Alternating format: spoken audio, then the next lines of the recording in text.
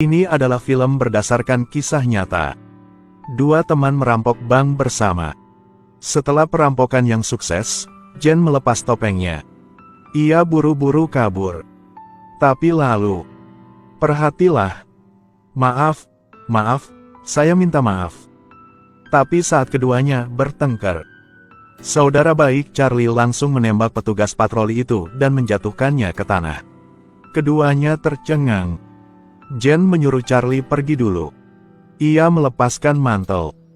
Dia secara naluriah ingin menyelamatkan nyawa polisi itu. Karena sebelum dia menjadi bandit, dia adalah siswa terbaik di sekolah kedokteran. Tapi ini juga merugikannya, dia ditangkap dan dimasukkan ke dalam penjara. Karena kematian polisi, mereka akan membawanya untuk diinterogasi, ingin dia mengungkapkan keberadaan si pembunuh. Namun, karena mereka adalah saudara yang baik, jadi Jen tidak membeberkan nama Charlie. Tapi karena saya sering ditangkap untuk wawancara, ia pikir ini adalah polisi yang menyamar yang datang ke sini untuk mengumpulkan bukti. Bahkan gak boleh Jen menjelaskan, tak cara yang lain. Tidak bisa tinggal di penjara ini, demi mempertahankan hidupnya, Jen memilih untuk meninggalkan tempat ini. Dia mulai mengamati shift polisi. Siap melarikan diri kapan saja. Hari ini, Jen dihina oleh para tahanan lagi. Ini menunjukkan bahwa jika ia tidak pergi dari sini, bahaya akan datang kapan saja. Dia segera membawa narapidana ke pabrik, membungkus dirinya dengan tali. Singkirkan alat-alat yang tersembunyi di bawah bak cuci, buka ventilasi, masuki gedung. Mengambil kesempatan bahwa staf sedang makan, keduanya berjalan masuk. Mulai membongkar atap. Tapi waktu hampir habis, Jen hanya memanfaatkan ruang sebelum dia kembali. Ia menurun bawah untuk mendapatkan gergaji mesin. Saat mereka kembali, telah mendengar para pekerja bekerja. Jen menyalakan mesin pemotong. Berhasil memotong atapnya. Memanfaatkan titik buta penjaga, mereka melompat turun. Di sepanjang dinding, perlahan turun. Jen pergi ke rumah guru yang mengajarinya. Dia ingin bertaruh. Akankah guru memberinya kesempatan untuk melarikan diri? Sebenarnya, ia udah betul.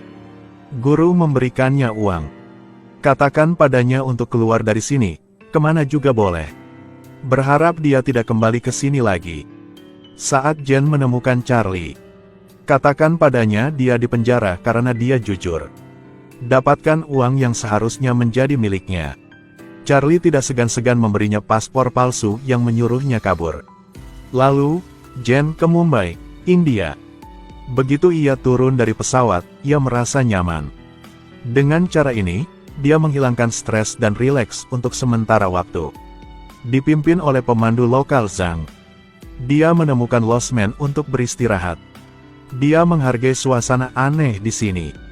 Ia keluar dan segera nikmati udara bebas. Hati-hatilah. Untungnya, aku di sampingmu.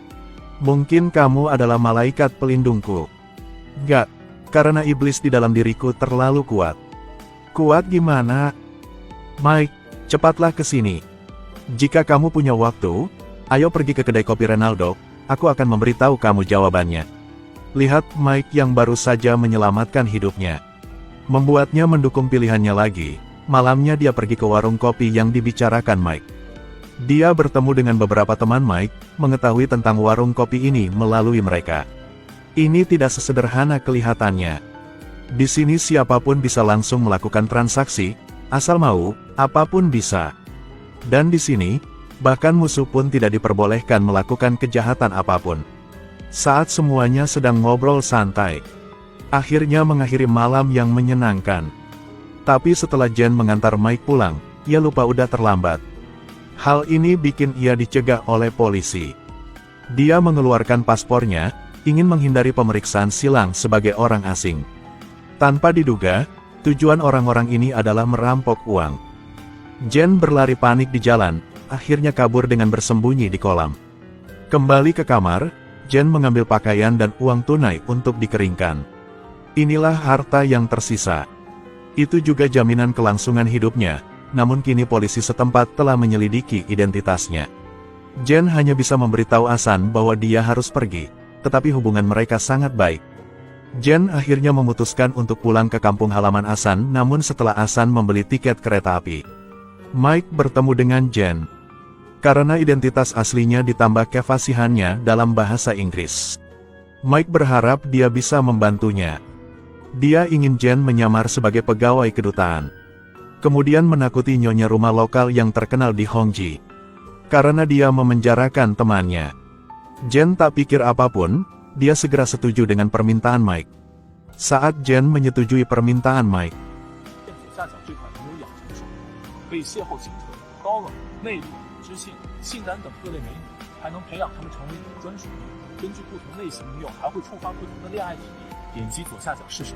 keduanya menyamar. Mereka kemudian tiba di markas Hongji, dan Jen menakuti Hongji dengan kefasihannya dalam bahasa Inggris. Dia bisa menyelamatkan Susan yang dipenjara, tapi setelah dia berganti pakaian, Jen baru mengetahui bahwa tujuan Mike menyelamatkan Susan adalah karena dia ingin mendapatkan beberapa rahasia bisnis yang penting. Setelah mengetahui sifat asli Mike, Jen dengan marah meninggalkan. Saat ini dia merasa ia seperti orang yang bodoh. Tapi setelah dia hendak kembali ke hotel, sekelompok preman menyerangnya, merampok semua uangnya, bersama dengan paspor palsu yang penting itu. Ia tercengang, lalu diselamatkan oleh polisi. Namun, polisi terlihat baik hati ini. Sebenarnya polisi jahat terkenal di daerah setempat, tapi Jen sama sekali tidak mengetahuinya. Setelah dia kembali ke hotel, dia terlihat oleh Asan. Apa yang terjadi? FBL adalah banjingan. Kalau kamu tak memberikan uang untuknya, ia akan menangkapmu. Aku dirampok, mereka mencuri segalanya dariku. Bahkan sepatu juga dirampok. Sekarang, aku cuma mau beristirahat. Jen, tak ada paspor, tak ada uang. Kamu sedang lakukan apa? Inilah masalah besar di Mumbai. Kita harus buru-buru meninggalkan dari sini. Cepatlah, Jen. Sebelum polisi datang ke sini, Asan dengan cepat menggiring Jen kabur menggunakan tangga darurat. Ia mengantarnya ke rumah ia, keduanya minum alkohol hingga mabuk. Saat mereka bangun, sekarang mereka menemukan mereka sedang tinggal di daerah kumuh Mumbai. Ternyata, inilah rumah Asan. Ia melihat orang yang miskin tinggal di sini. Sekaligus, mereka juga melihatnya. Meski warna kulit tidak sama, namun semua mengalami penderitaan dan ketidakberdayaan. Di tempat ini, tetangga Asan sangat baik hati, ia memberinya sepatu yang indah. Hal ini bikin Jen tersentuh. Karena sekarang Jen tak tahu harus kemana, jadi Asan minta ia tinggal di sini bersamanya. Mereka akan kerja sebagai pemandu wisata. Kalau kerja sama pasti akan sukses. Tapi Jen tak mau di sini, dia menargetkan daftar hitam polisi di Mumbai. Mungkin identitas palsunya akan terungkap. Wali kota Mumbai pasti akan menangkapnya. Jen bertemu dengan Mike dan mau ia menjelaskan. Tak disangka, Mike membalas. Apa yang terjadi? Hongji udah tahu segalanya, ia hampir membunuhku. Mereka merampok uangku, pasporku, segalanya. Saya memperingatkan ini sangat berbahaya. Memang benar, aku tak bisa. Jadi kamu harus ke kedutaan. Aku gak bisa. Jadi apa hubungannya denganku? Memang benar. Mike, aku tidak mengerti mengapa kamu seperti ini. Aku memohon kamu membantuku. Mike, tolong. Aku tidak memiliki tanggung jawab untuk membantumu. Aku sibuk.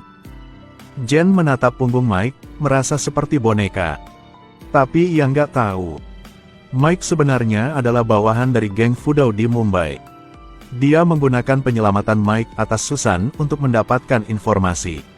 Politisi yang didukung oleh geng Fudau ingin menjual tanah kumuh itu kepada musuh lamanya.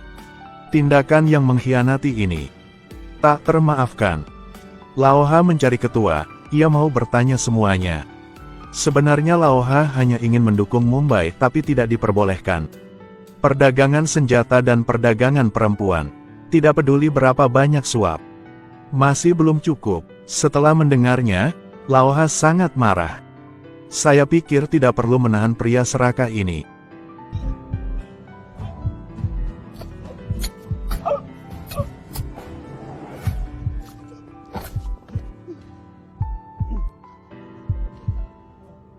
Di sisi lain, Jen masih belum tahu ia terlibat dalam perang antara dua geng besar di Mumbai. Ia pergi ke kedai kopi untuk meminta uang kembali, tetapi tidak ada yang peduli. Staf di kedai kopi nggak berani menyelesaikan hal ini. Jen merasa kesulitan. Jen kehilangan semua uangnya di luar negeri, bahkan ketika dia menelepon saudara baiknya Charlie, tetapi dia menutup telepon. Tapi saat ia ke kedai kopi, Laoha udah menemukannya. Ia menemukan Jen benar-benar menjengkelkan. Dia meminta Mike untuk segera menyelesaikan masalah ini. Ketika Mike bertemu dengan Jen, dia bekerja sebagai pemandu dengan Asan. Mike minta maaf Jen karena udah acuh. Dia memberinya $1.000 dan alamat membuat paspor. Ia berharap Jen bisa meninggalkan Mumbai segera. Mungkin Mike udah jatuh cinta dengan pria ini. Ia juga berharap Jen akan aman. Dia menggunakan cara yang paling sederhana untuk memecahkan masalah. Tapi Jen tak tahu tentang masalah ini. Menghadapi ketidakpedulian Mike, ia cuma menerima uang dan alamat. Ia kembali ke rumah Asan dan mengucapkan selamat tinggal. Tapi saat ia hendak meninggalkan, ada seseorang udah mencegahnya. Jen menendang kompor batu bara ke arahnya. Sengaja membakar kain di daerah kumuh.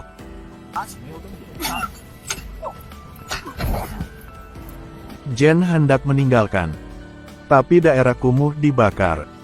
Ia bisa meninggalkan tempat ini. Tapi ia tidak bisa melakukan itu, ia kembali memecahkan masalah yang ia buat. Dengan upaya semua orang, api juga padam. Tapi Jen selalu merasa bersalah. Maka dengan ilmunya, dia mengobati orang yang terluka. Saat ini, Asan juga menggendong wanita yang terluka parah ke sana. Jen buru-buru ke sana untuk memeriksa. Dia menemukan wanita dengan benda tajam menembus tubuh. Tetapi dengan alat di sini tidak mampu mengobatinya, jadi dia dan Asan membawanya ke rumah sakit. Saat mereka keluar dari daerah kumuh, Jen ingin meminta mobil yang lewat untuk membawa mereka ke rumah sakit. Tapi tidak ada yang berani berhenti. Lagi pula mereka membenci orang yang keluar dari daerah kumuh. Tapi saat ini, Asan memanggil Jen. Karena gadis itu berhenti bernapas. Jen tercengang. Karena wanita ini meninggal. Dan seluruh daerah kumuh harus dibangun kembali. Ia merasa ia bersalah. Asan ngomong dengan Jen. Pembakaran di daerah kumuh adalah hal biasa. Tahun lalu, kebakaran merenggut nyawa 20 orang. Tapi kali ini juga 1 orang saja, memang masih beruntung. Bahkan gitu, Jen masih merasa sangat bersalah. Keesokan harinya, Asan memanggil Jen agar ia keluar. Melihat semua orang yang berdiri di luar, Jen sedikit terkejut. Ternyata Asan ingin meminta bantuan Jen untuk menyembuhkan mereka. Dia ingin menggunakan cara ini untuk membuat Jen merasa tidak terlalu bersalah. Tetapi Jen tahu bahwa dia tidak memenuhi syarat untuk menyembuhkan orang.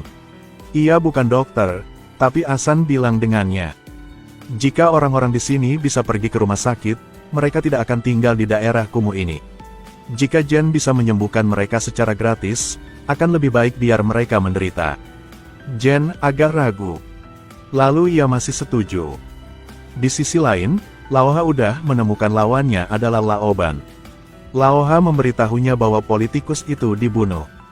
Dan sekarang masalah di daerah kumuh sedang diselesaikan. Tapi Laobai mengandalkan menjadi kaya, mengandalkan banyak bawahan. Masih ingin memperdagangkan senjata ilegal dan pelacur. Atas dasar apa Anda bersaing dengan saya? Setelah mendengarnya, Laoha nggak mau terus ngobrol dengannya. Ia hendak meninggalkan. Ke markas Hongji. Aku tidak menerima cara berbisnis kamu. Tapi saya mengerti bahwa pasti ada cara berbisnis seperti ini. Karena itu, kamu terpaksa datang ke sini untuk mengembangkan kawasan ini. Tapi dengan syarat. Dialah yang termasuk dalam faksi netral. Aku udah bersalah. Laoha, maaf. Sejak awal, aku udah bilang. Ketika saya menyadari hal-hal tidak berjalan sesuai keinginannya, dia ingin meminta uang.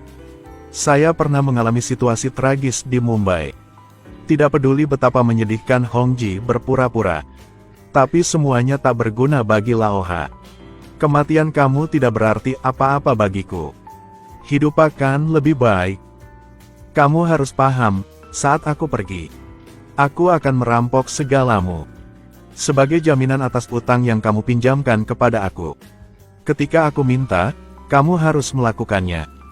Kalau tak, aku akan menguburmu di sini. Setelah mengatakan itu, Laoha segera pergi. Dia mendengar kabar tentang Jen di daerah kumuh. Hal ini bikin ia tertarik pria ini. Sampai malam, ia pergi ke daerah kumuh. Biar pengemudi memanggil Jen kembali. Menculiknya.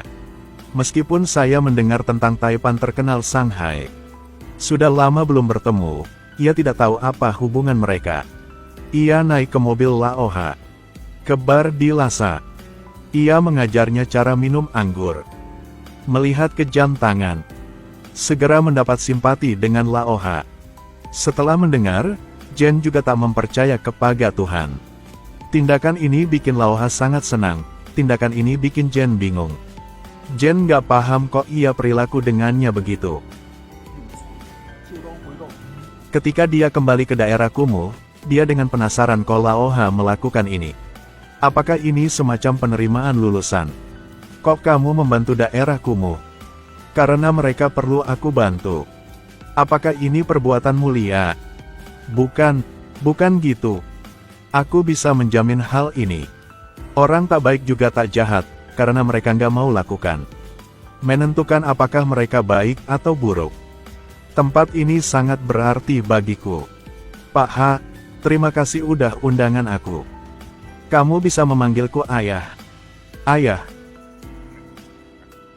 Mungkin inilah hal yang beruntung.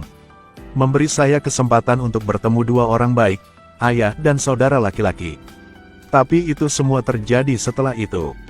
Itulah pemilihan aku.